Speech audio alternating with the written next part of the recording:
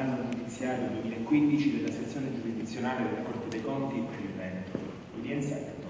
L'anno giudiziario della Corte dei Conti regionale ha preso il via, 12 mesi che si annunciano intensi e profondamente segnati dallo tsunami dell'inchiesta Mose che il 4 giugno scorso ha sconvolto il sistema veneto. La vicenda Mose e le altre che ne sono seguite hanno disvelato un territorio aggredito dal malaffare attraverso un sistema corruttivo endemico finalizzato ad influenzare indistintamente ad ogni livello i vertici e i responsabili delle procedure per evitare intoppi, ritardi, ripensamenti e revisioni critiche.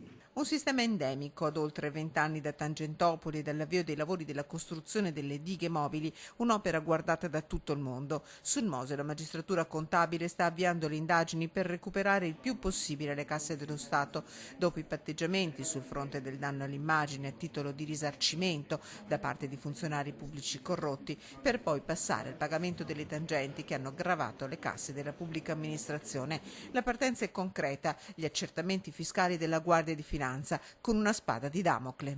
C'è un problema di prescrizione che è molto breve, sempre voluto dal legislatore, probabilmente nell'intento di limitare certi danni. Un filone di lavoro enorme, con mezzi limitati, hanno spiegato i magistrati della Corte dei Conti. Nel 2014 quasi 9.000 i procedimenti, tra quelli ereditati e quelli avviati, oltre 3 milioni di euro i fondi recuperati alle casse dello Stato da sentenze eseguite, 12 milioni di euro i fondi richiesti come risarcimento per danno erariale. Tutto questo in una situazione di emergenza perenne, come ha sottolineato il Presidente Guido Carlino, e con un organico in sofferenza con soli 4 magistrati operativi.